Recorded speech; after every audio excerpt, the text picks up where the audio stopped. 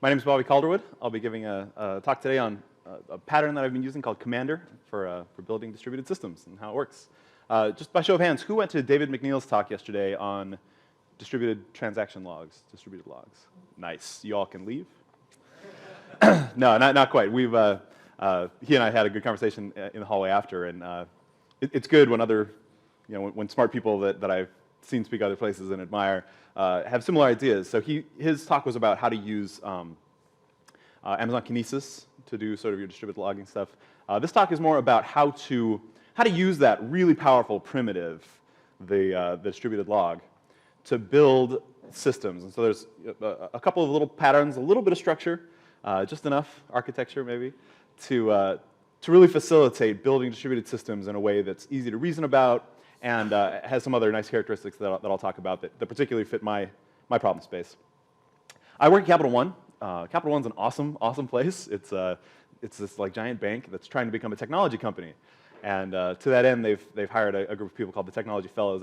That's the team I work on, and yeah, we're trying to help Capital One make this transition into becoming a technology company. We're hiring. That's the last I'll say about it. Come talk to me after if you're interested in working at a bank that's trying to change the way people interact with their money so that it's safer and feels less emotionally draining to interact with your money, sort of changing how banking works.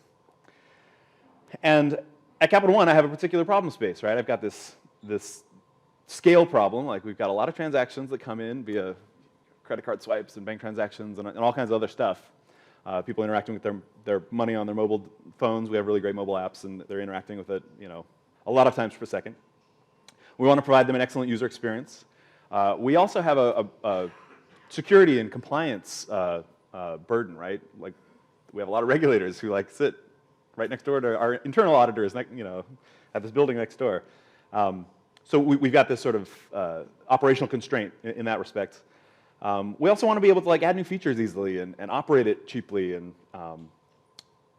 probably the biggest constraint is that we're all trying to do this with 7,000 engineers across this really large organization, right? So we've got some sort of organizational challenges. How do you engage that many engineers to contribute to solving these really hard problems safely in a way that they can easily self-organize?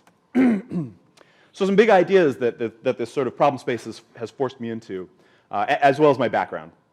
I worked at Cognitect with Rich Hickey and Stu Holloway building Datomic. And so a lot of these ideas kind of come out of that background. I have a background in functional programming and Clojure and other languages that are similar. And so immutability is a big deal to me, right? That's no joke. Immutability. If we don't want global mutable state in our programs, why do we want them in our distributed systems in this database, right? There's a couple of great talks that Rich has given on the language of the system being sort of more important than the programming, runtime language of any given component in that system, right? So I talk about systems thinking. A lot of the principles that I'm going to talk about, like CQRS and Event Sourcing, have in the past been applied to how do I organize my classes in my Java source hierarchy. This is less about that. This is more about systems thinking. How do I get these components, maybe even call them microservices if you want. How do you get them to sort of cooperate and do something useful? So we're going to apply these techniques that have traditionally been applied to sort of source code, architecture in the small to the larger distributed systems architecture. Another idea that's become important to me, and this is born out of Datomic, and then I've built other systems this way that I've really liked, is that action and perception are not the same thing in our systems. But a lot of times we model them as if they were, right? If someone's walking across the street, that person doesn't slow down the more people that are watching them, right? That would make sports super boring because the more people are watching, they'd slow down because there's resource contention for watching them. No, that's not how it works, right? Perception is a fundamentally different thing from action, and yet we sort of model things badly sometimes in our systems.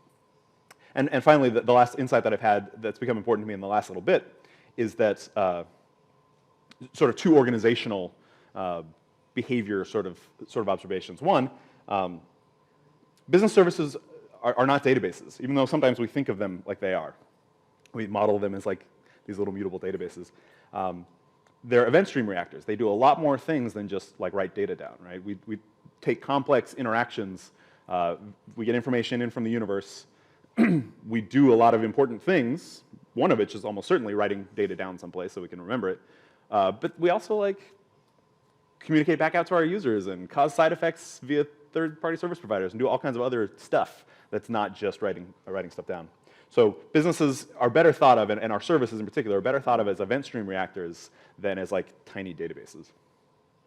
And finally, the other organizational concern is that cross-cutting concerns have to be satisfied in the presence of Conway's Law.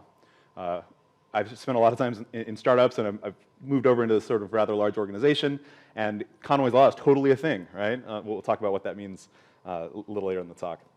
But we have to solve these problems in a way that respects the idea that different parts of the organization are going to make their own little piece, and that the overall system architecture is going to start to resemble like the org chart and how we talk. So let's use that to our advantage instead of to our detriment. So this is sort of a typical architecture that we use to solve these big, complex sort of information service problems at scale, right? We've got like a REST endpoint or something out there on the web, like exposing data and actions to users. And then within that same sort of microservice, it's not really micro, it does way too much, but within that same service, we'll have like a bunch of business logic, right? So a user will send in like an action-oriented request, maybe a post or a put or a patch or whatever. And we'll take that in, that's like the red like cross thingy, and then we'll think about it really hard. What are we going to do about this? What are we going to do about this? What are we going to do about this? And we'll make a decision, and we'll write that decision down to the database. And then later, they'll come along and make some other request, maybe a delete or a put or something that's kind of mutating-y. And we'll go in and we'll think about that thing really hard, and we'll go back and find the first decision we wrote down, and we'll change it. So now we've actually lost data twice. We lost data on the way in because we didn't write down exactly what our customer wanted from us. We just wrote down what we decided to do about it. And then we lost data again because they came along and they changed the consequence, the decision that we wrote down in the first place. So we've actually lost data twice in this system. This is a data lossy system, not from hacking, not from negligence, but by design. We've lost data. So that's bad. Later on, the boss comes along and says, hey, we have a security and compliance audit requirement for this service that you're writing, so we're going to need you to like pipe off a stream of actions to some message queue or write it to a log or something somewhere so that our auditors can see what it is that our customers are asking us for, and to make sure that we're doing the right thing in response to their actions.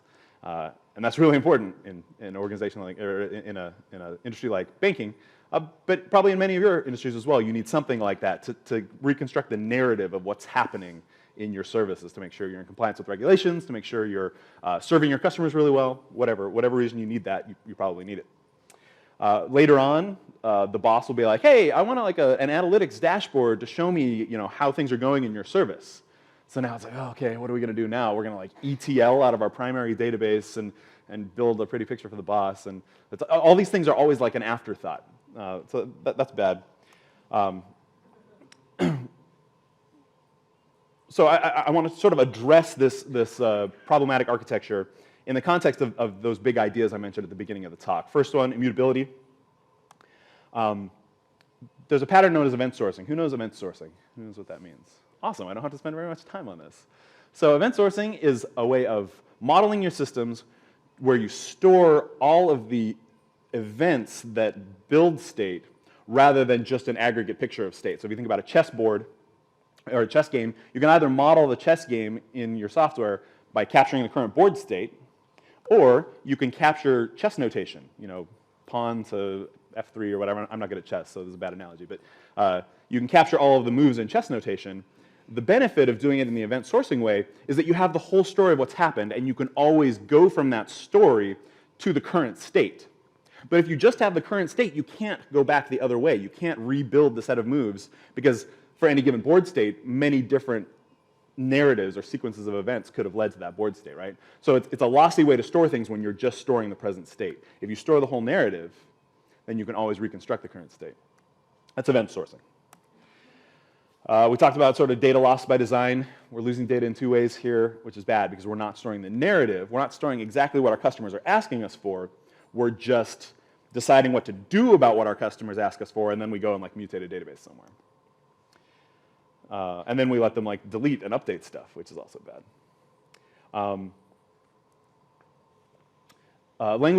System languages being more important than runtime languages. In this architecture, like, what is the system language?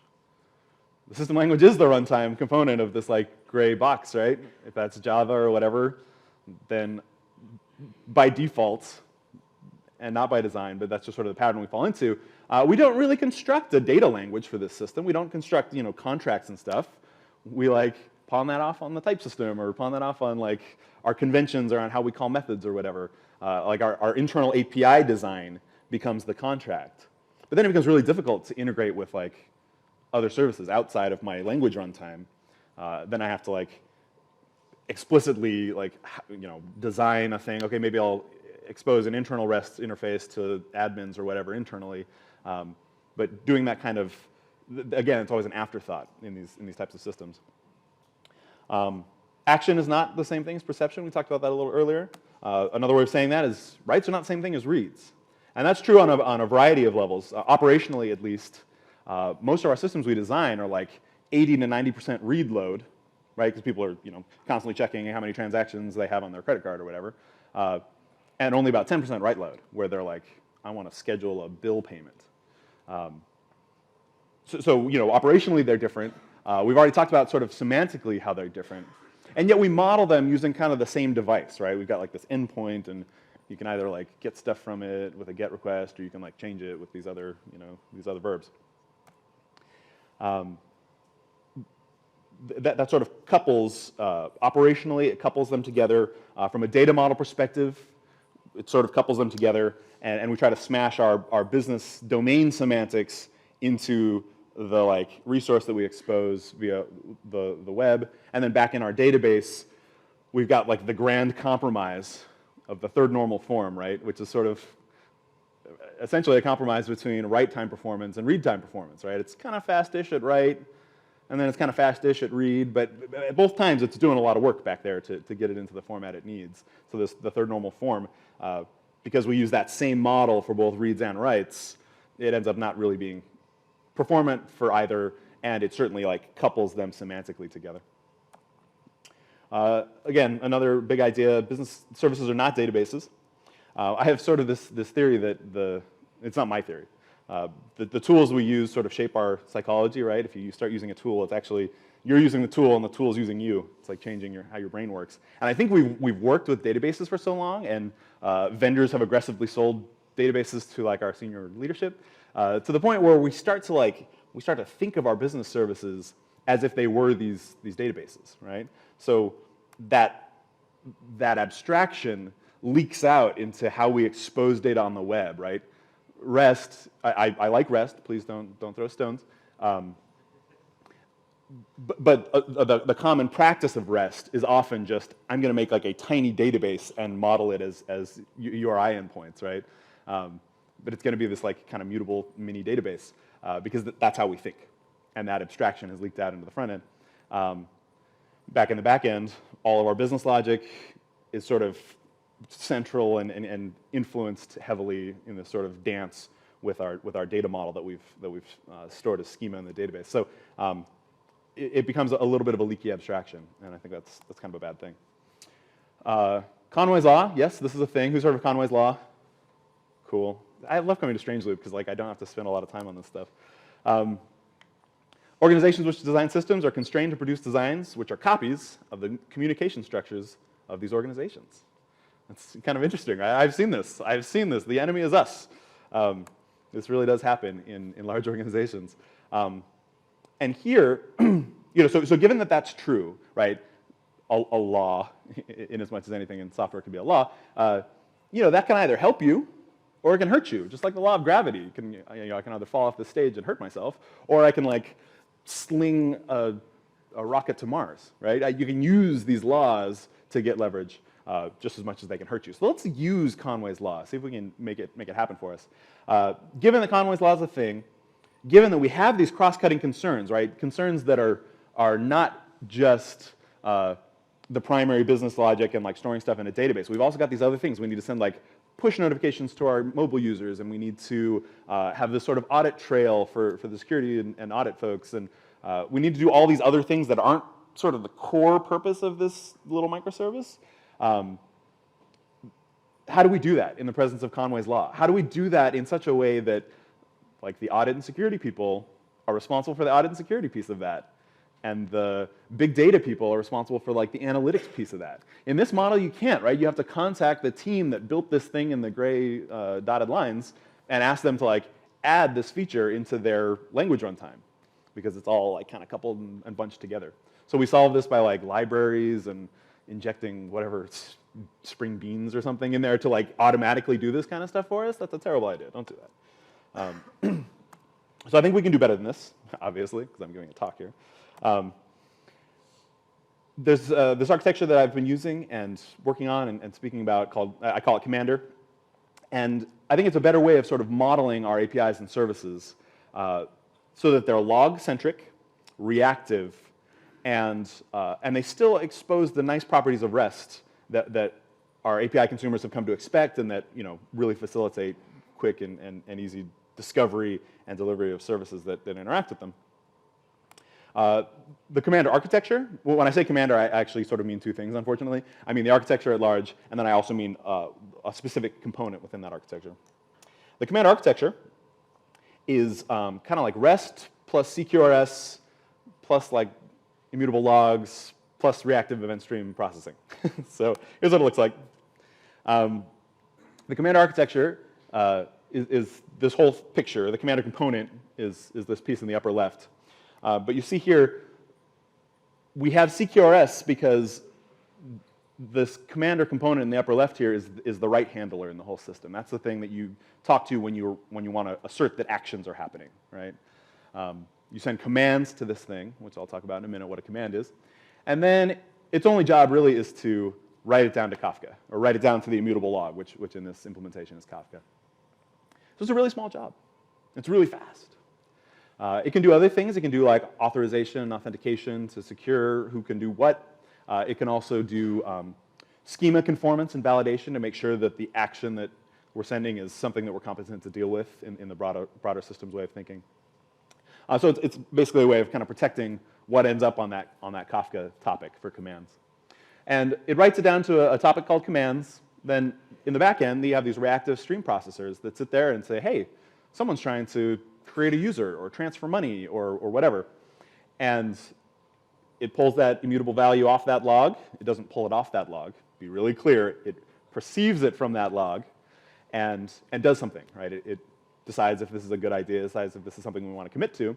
And then it writes a corresponding event.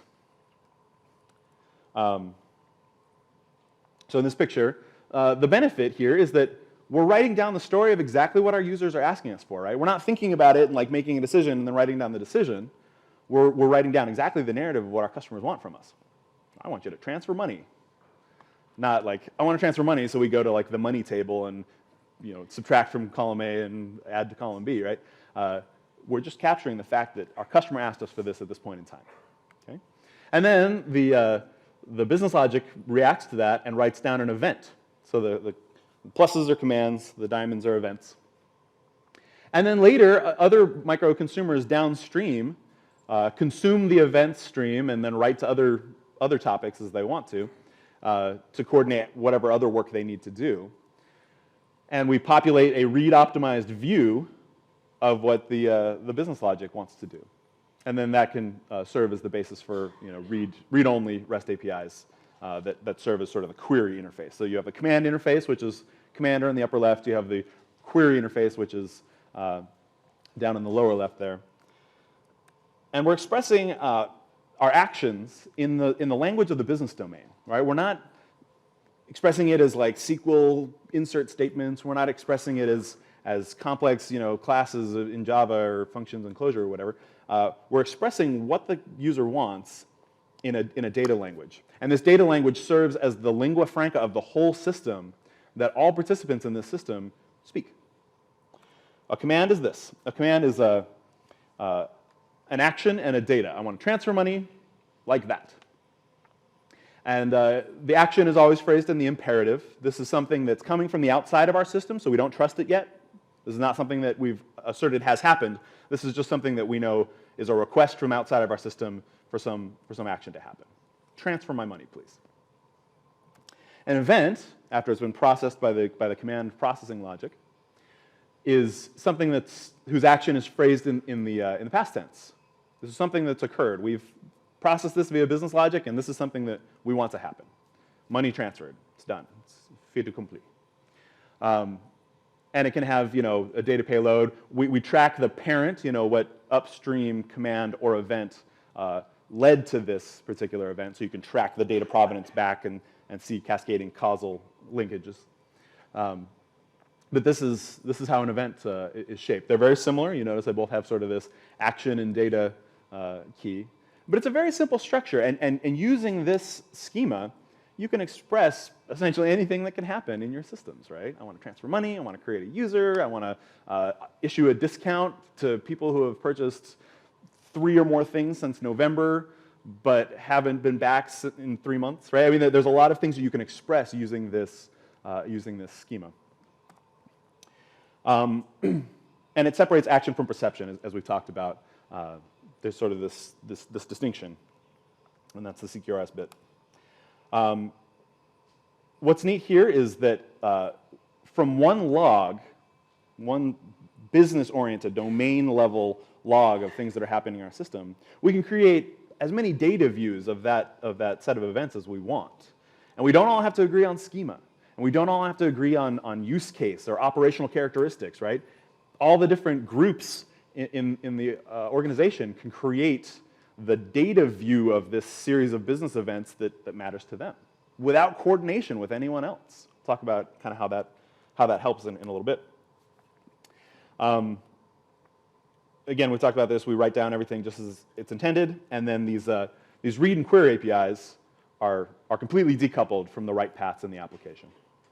The other thing to note here is that Commander in the upper left there, the right handler, doesn't know anything about your business domain, other than maybe a schema of, this is a valid action, and when you have this action, the data payload needs to look like this, roughly. But that's all. It doesn't know any business domain semantics. It doesn't know any business logic. It really is just sort of the right handler in the whole distributed architecture. And by building it this way, it allows us to exploit Conway's Law rather than collapsing under its weight. So in this case, you can clearly distinguish the responsibility that the primary service team has, right? So this would be like something in the line of business that's really close to the customers. It's providing a direct business service to these customers. It knows the customer's use case. It knows the business logic. It needs to be sort of primarily focused on pleasing and serving that user. So in this case, the primary team is responsible for implementing that command processing business logic, which is a small job, right? That is like a function or like a class, right? It's a really small thing, and you can read it in kind of one page in your editor. A small amount of business logic usually, right? Sometimes they're more complicated domains. And then they're responsible to implement at least one microconsumer that populates a read-optimized view that serves as the basis for these query APIs, which they will write and provide, right? So they don't provide Commander or really even have to worry about it operationally. They just send their actions to Commander. They implement on their own these query APIs. And that can be whatever they want. It can be this RESTful, like beautiful, Rastafarian temple, or it can be like Falcor or GraphQL or whatever sort of representation they need to expose to their clients. They can expose that and not worry about trying to please other actors within their organization, right? The enterprise, like the central team, that's not as close to the customers, but is trying to provide like cross-cutting services, can provide Commander, the web service that takes in these actions. It can run, Kafka or whatever you're using for your event log. And then it can provide other microconsumers that are doing non-application core things, like analytics and auditing and operations metrics and monitoring and other types of concerns. And they can do this without any coordination whatsoever with the primary application team. So the application team is freed up to just focus on the business logic that's going to delight their users. The central teams who have to, for legal reasons, take an audit of what's going on across their organization, or for operations purposes need to get some metrics on how many of these actions are we taking in per second or whatever, or want to build pretty pictures for the boss to get a feel of situation awareness of how the business is going, they don't have to know or talk to the application team. They just read off this stream of events because the same language, the same lingua franca that's used to build the primary application service is precisely the same language that all these cross-cutting concerns have access to build their concerns, right? It's this data contract that everyone's kind of leveling the playing field, right? Now the application team isn't in this privileged position and everyone else is a second-class citizen who has to like go beg that application team to pipe me off some data someplace or ETL data out of your database to me, please. Now everyone's speaking the same streaming kind of real-time data contract language. How are we doing on time here? Great. So what does the Commander component bring us? Talked about this a little bit before. It's the single writer in the system. So I worked on a database a few years ago called Datomic, which has a very similar architecture, but it's sort of, Datomic is constrained to doing the data-oriented stuff, right? That's at a much lower level than what I'm talking about here. That's like, which facts do I want to assert at any given time? And it also has a single writer called the transactor that takes in these writes them down to the immutable log, populates the indexes and stuff so that we can query that data later. So if you take that sort of architecture and zoom it out to now, instead of data domain language, you're talking about business domain language, that's sort of what Commander does. So Commander acts as like kind of the transactor-ish component in this broader business system. Its job is to take in writes, validate, make sure that the structure of those writes looks reasonable, and then writes it down to Kafka. It's very performant because writing to Kafka is a very small thing. It's fast. It ensures schema conformance, as we talked about. It also indexes all the commands that come into the system, that come across that commands topic, and all the events that are a cascading result of people processing those commands into events. And it indexes those so that you can have sort of a read view, so you can perceive the events and commands going on in the system. So it exposes that via your typical get at a collection kind of endpoint to see all the commands that have happened. And it provides a server-send event interface so that your clients in JavaScript or whatever can be sitting there getting pushed a stream of new commands and events that are flowing through your system. Now, how do we implement, so I talked about Commander, the little bit in the upper left. How do we implement the reactive pieces, like the command processors and the little micro consumers that are populating read-only views or piping stuff out into some analytics view or doing financial auditing or whatever? How do we implement those things? For me, in Kafka, the answer is awesome. It's Kafka Streams. Who's used Kafka Streams before? It's pretty new, relatively recent in Kafka 0.10.0.0. But it's a really great feature. And what it allows you to do is express in an API somewhat similar to Java 8 streams or transducers in Clojure.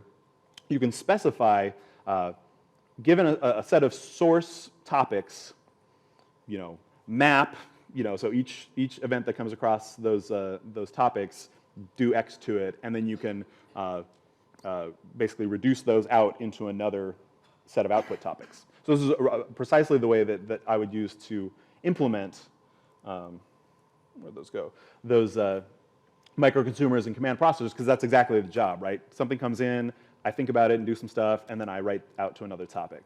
I may have caused some side effects along the way, writing to a database or whatever, but that's a great way to handle it. So the Kafka Streams was sort of like, I was thinking about this, I was working on the architecture, kind of trying to tighten it up, and then the Kafka team like dropped Kafka Streams on me. I was like, oh, perfect. So this is what Kafka Streams looks like. You don't need to read the thing. This is primarily there to like demonstrate how small this is. This is the command processor for like a customer service, where it takes in the customer-created action, and for each one of those things, it emits, or sorry, let me rewind. It takes in the customer-created command. For each command that it sees on the commands topic, it emits a customer-created event. It's a very small job. It also, along the way, stores in a local store, in like a local RocksDB cache is how they implement it in Kafka Streams. It stores a created customer. Here's the customer store. Again, a very, very small thing where I can drop a customer in there, I can list all the customers that are there, and I can list a specific one by ID. So I'm going to show you how that kind of works, if I can see. What you're looking at here is the Swagger UI for the Commander interface. If I can I collapse? No? Okay. It's a very small API. You can list all the commands, you can create a command, and you can list or get a specific command. Same thing with events. You can perceive the events that are going through, either paginating over them in a collection or looking at a specific one by its ID. So the API is very small here for interacting with Commander. It's just about writing down commands and perceiving them once they've been written down. So here we've got a command that we're going to send. We're going to create a customer. Can you make it bigger, please? Oh, yes, absolutely. Thanks, Craig. How's that look? Visible? Cool. One more? Yes, from the back. So here's a customer here. The action is create customer. The data payload is first name, last name, address, whatever. So we can try it. And sure enough, we got back a response body telling us, okay, here's what that looked like once it got written down to Kafka. It gives us a 202. The semantics of HTTP 202 is like, yep, heard you, working on it. Come back later and check out what happened. That's the default, is an asynchronous write, where I write down to the commands topic, and then I return back to the user saying, yep, we heard you. There's also an option up here for a parameter called sync. If I send sync true, I'm actually specifying that I want Commander to sit there waiting for that command to get written to the commands topic, to get processed by some business logic, and for a corresponding event to be written to the events topic, and then I'll return. So you can provide the illusion of synchrony because you've got these very simple primitives. You can either have the async default or provide the illusion to the caller of synchrony that by the time it returns with a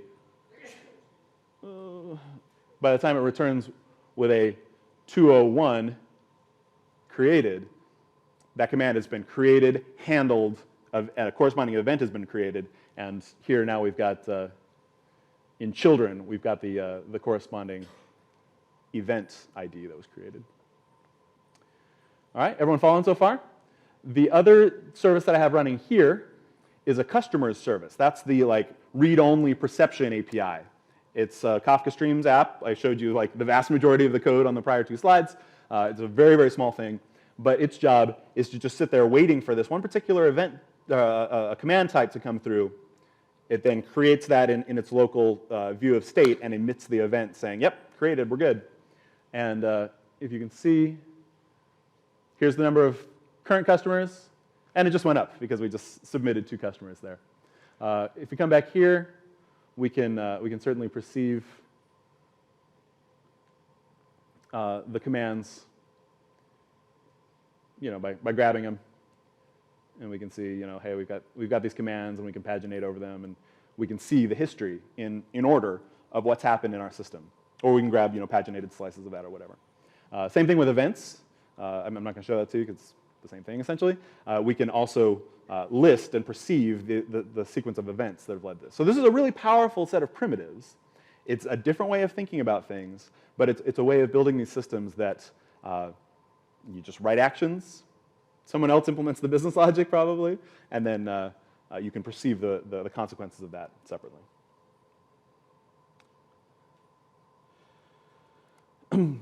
So in summary, the important jobs of these distributed systems are to capture customer intent, to write down what it is our customers want from us, write down that whole story so that we can serve them better, and so that we can evolve our business logic incrementally, right? If we don't know exactly how to handle all these events right now, or if the laws or the business logic changes in the future, we can just go back to the beginning of the story of these events and replay them into the new business logic and build a new view of the world according to this new business logic. It's very, very powerful stuff.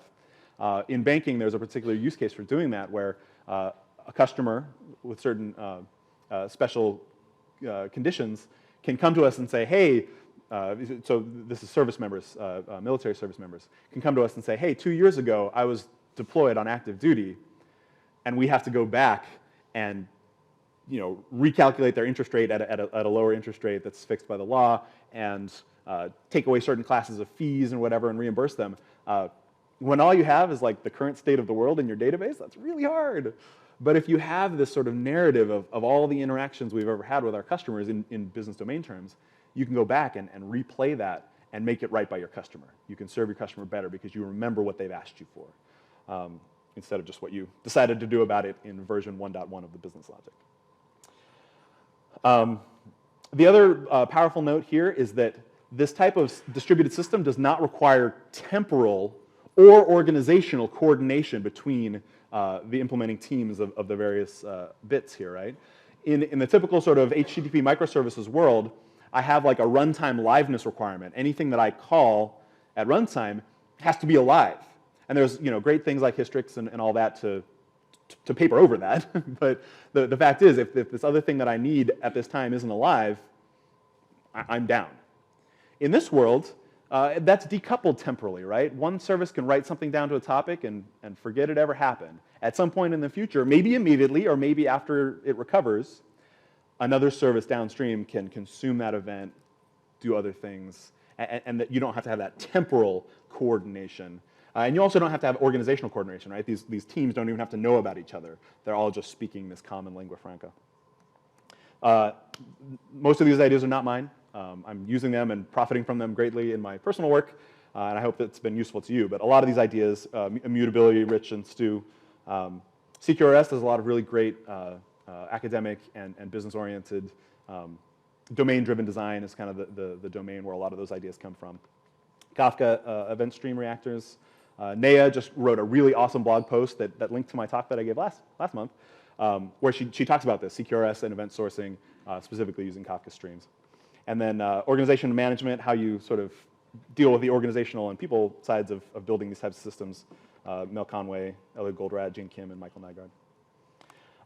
As an announcement, I have working software that demonstrates this. If you go to this tiny URL, you can see a public GitHub repo. My generous employers at Capital One recently worked me through the open source process, and so on an evaluation alpha, don't use this in production basis, you can go look at how I've done this and how I communicate with Kafka and how I implement the various bits. It's implemented in Clojure. For those of you who are into Clojure, that's probably awesome. For those of you who are not, you're like, oh, seriously? But you can go look at it. And then here are some other references that I used while making this. I'll show you the repo here. You can see is up and live, and we have everything you need to sort of learn about this talk. So, any questions? So I'm curious how you deal with error conditions if something goes wrong, and how that could potentially lead to, say, things happening out of order, and that would be bad, especially in financial transactions where you're adding and subtracting money. Sure. So an error in a certain way of thinking is, oh yes, how do we handle error conditions? In particular, making sure that the causal ordering of the events remains consistent. Is that okay? So an error in some ways is just another kind of event, right? So if we try to create a user, but it turns out a user like that already exists in our system, instead of emitting a user-created event, we can emit a, sorry, can't do that event. But we're still recording that we tried, but that something happened so that we could not do so. And that would then be conveyed out to the user to show, like, hey, that didn't work. Same thing with transferring money. In a future version of this, I'm working towards this, there will be a notion of, for a command type, here's the action, here's the schema of the data payload, and here's the completing event. So we're going to wait for an event whose topic looks like this, and that will be a set. There'll be a set of completing events. So either the error action or the success action will indicate that this command has been handled. So what that will facilitate is allowing a cascading sequence of, event, processor, event, processor, event, processor, and at any point along the line, any one of those things can say, uh-oh, something bad happened, bail out, write an error condition.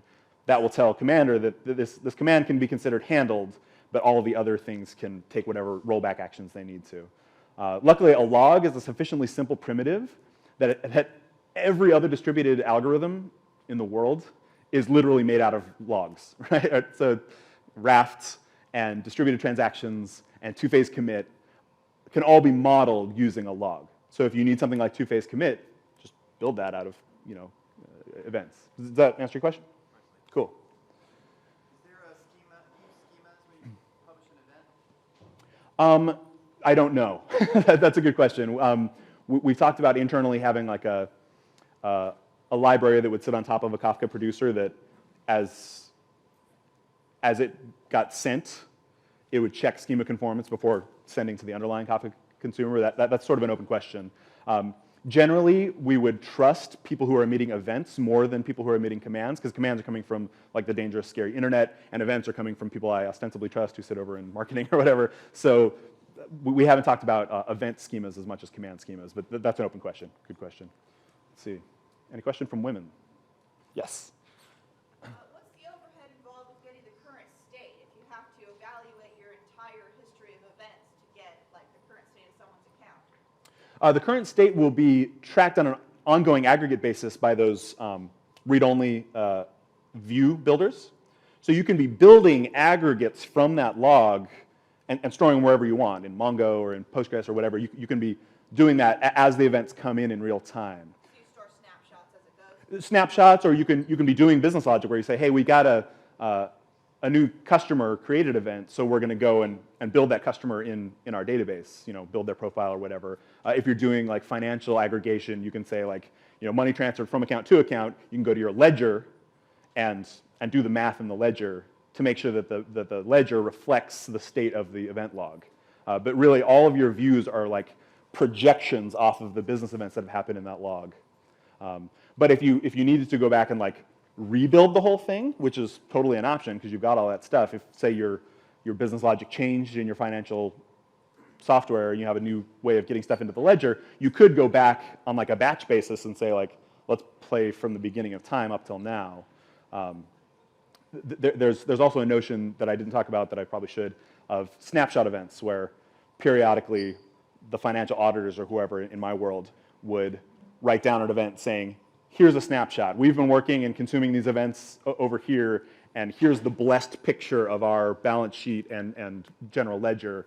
So everyone can play from that event forward as just like a snapshot in Delta. Does that answer your question there? Yes, thank you. Great. I have time for 0 more questions. I'll be out in the hall. Happy to continue to talk. Thank you. Thank you.